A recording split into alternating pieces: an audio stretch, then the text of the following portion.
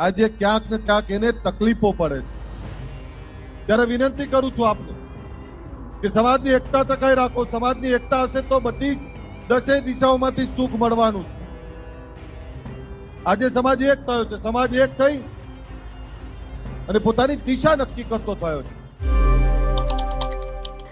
અલ્પેશ ઠાકોર દ્વારા હવે ફરી એક વખત ઠાકોર સમાજને અપીલ કરવામાં આવી છે અને એક ટકોર પણ કરવામાં આવી છે।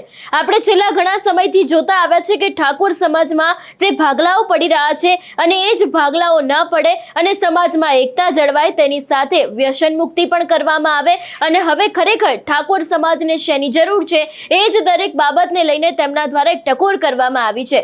અલ્પેશ ઠાકોરે વધુમાં શું કહ્યું છે દરેક વિષયને લઈને વિગતે વાત કરીએ। નમસ્કાર, હું હંસિની અને તમે જોઈ રહ્યા છો નિર્ભય ન્યૂઝ। ગુજરાતમાં અત્યારે આમ તો ઠાકોર સમાજ ખૂબ જ ચર્ચામાં આવ્યો છે અને એવામાં પણ આપણે જોતા આવે છે કે જે રીતે ઠાકોર સમાજમાં ધીરે ધીરે ભાગલાઓ જોવા મળી રહ્યા છે, ક્યાંક એકતા ખૂટતી હોય એવી વાત પણ અત્યારે હાલ સમાજના લોકો દ્વારા કરવામાં આવી રહી છે। ત્યારે હવે એક સમૂહ લગ્નના કાર્યક્રમમાં અલ્પેશ ઠાકોર દ્વારા એક ટકોર કરવામાં આવી છે, એક સૂચના આપવામાં આવી છે કે સમાજના ભાગલા પાડવાનું બંધ કરો, બધા જ ભેગા મળીને કામ કરીએ। એટલું જ નહીં, આપણા સમાજમાંથી જો કદાચ કોઈ ધારાસભ્ય કે સાંસદ નહીં બને તો ચાલશે, પણ દીકરીઓ અને દીકરાઓ છે એ લોકોને ભણાવવા ખૂબ જ જરૂરી છે। આપણા પણ સમાજના લોકો છે એ લોકો ગુજરાતમાં અધિકારીઓ હોવા જોઈએ એવી વાત પણ અલ્પેશ ઠાકોર દ્વારા કરવામાં આવી છે। એટલે ક્યાંક ચૂંટણી સમયે આજે તેમનું આ નિવેદન સામે આવ્યું છે, એના જ કારણે રાજકારણમાં પણ ભારે ગરમાવો જોવા મળ્યો છે, કારણ કે સમાજની એક થવાની વાત કરી છે, અહીંયા વાત એકતાની પણ કરવામાં આવી છે। વધુમાં આ વિષયને લઈને અલ્પેશ ઠાકોરે શું કહ્યું સાંભળીએ। મારી વિનંતી છે કે નશો ક્યારે ના કરતા, અને સાથે શાસ્ત્ર એવું કહે છે કે જે ઘરમાં સ્ત્રીના રૂપમાં રહેલી એ દીકરી, માં, બેન, પત્ની એ ખુશ હોય ત્યાં હંમેશા લક્ષ્મીજીનો વાસ હોય છે। એટલે આપને વિનંતી કરું કે આ દીકરીને ખૂબ સુખ આપજો। સાથે સમાજના આટલા બધા લોકો, હજારો લોકો અહીં ઉપસ્થિત છે, અહીંયા આગેવાનો ઉપસ્થિત છે। હમણાં અમારા મંગાજી કહેતા, હમણાં રામભાઈએ કહ્યું, હમણાં વિનયસિંહે કહ્યું કે આ સમાજની એકતા ટકાઈ રાખજો। ક્યાં સુધી આપણે વાડાઓમાં વહેંચાઈશું? ક્યાં સુધી ઊંચ નીચના ભેદભાવમાં રહીશું? આ ક્ષત્રિય ઠાકોર સમાજ એક એવો સમાજ કે જે બીજા માટે ઘસાનારો સમાજ, બીજા માટે ખપી જનારો સમાજ, બીજાના રખોપા કરનારો સમાજ આજે ક્યાંક ને ક્યાંક એને તકલીફો પડે છે। ત્યારે વિનંતી કરું છું આપને કે સમાજની એકતા ટકાઈ રાખો। સમાજની એકતા હશે તો બધી જ 10 દિશાઓમાંથી સુખ મળવાનું છે। આજે સમાજ એક થયો છે, સમાજ એક થઈ અને પોતાની દિશા નક્કી કરતો થયો છે। ત્યારે મારી વિનંતી છે કે આપણા બાળકોને ભણાવો।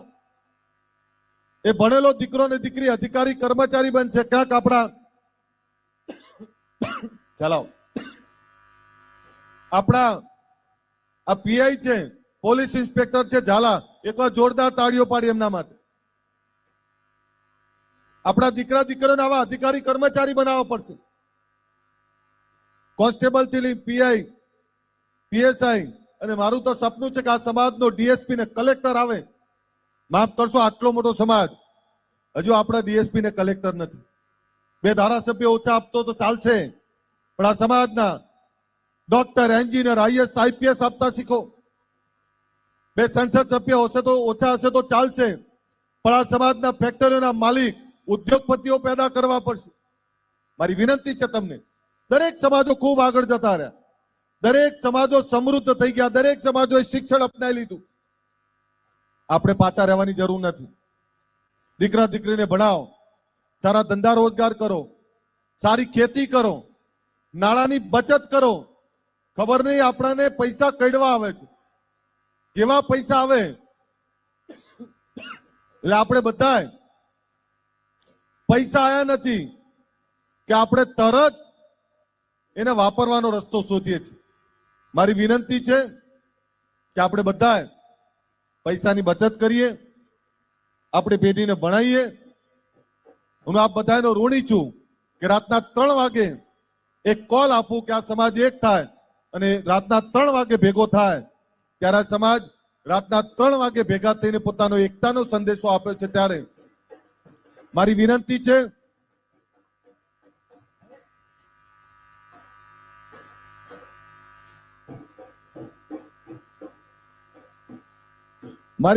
છે આપને કે સમાજની એકતા ટકાઈ રાખો, એકબીજાને મદદરૂપ થાવ, એકબીજાને પાડવાના ધંધા કર્યા કરતા એકબીજાને મોટા કરવાના પ્રયત્ન કરો, એવી મારી વિનંતી છે.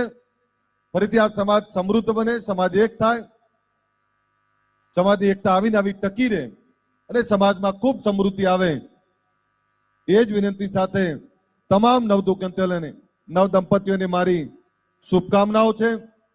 આની પહેલા પણ અલ્પેશ ઠાકોર દ્વારા ઠાકોર સમાજને ઘણી બધી ટકોર કરવામાં આવી હતી. આપણે જોયું હતું કે 3 વાગે આખો જ્યારે સમાજ ભેગો થયો હતો ત્યારે સમાજે કેવી રીતે કામ કરવું, શિક્ષણ કેટલું જરૂરી છે, એ પણ દરેક વિષયને લઈને વાત કરી હતી. ત્યારે ફરી એક વખત આજ સમૂહ લગ્નના કાર્યક્રમમાં અલ્પેશ ઠાકોર દ્વારા જે સમાજ છે એને ટકોર કરવામાં આવી છે, વ્યસનથી દૂર લેવાની વાત કરવામાં આવી છે, દીકરીઓ અને દીકરાઓને ભણવું કેમ જરૂરી છે અને ઠાકોર સમાજ આટલો મોટો હોવા છતાં પણ કેમ કોઈ અધિકારી ઠાકોર સમાજના નથી, એવી પણ વાત તેમના દ્વારા કરવામાં આવી છે.